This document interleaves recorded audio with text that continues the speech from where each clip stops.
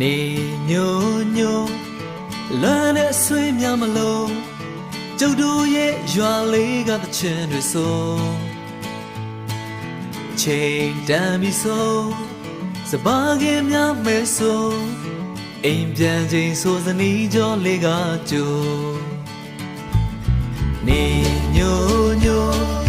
လမ်းနဲ့ဆွေးများမလို့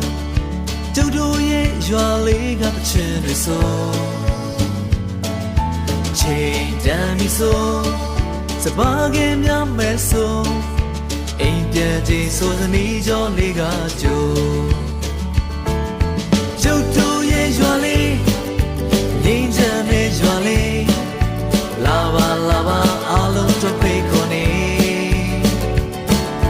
ကျုပ်တို့ရဲ့ရွာလေးဟိုဝေးကစိတ်လည်းတဲ့ရွာလေးလာပါလာပါအားလုံးတို့ဖိတ်ခေါ်နေ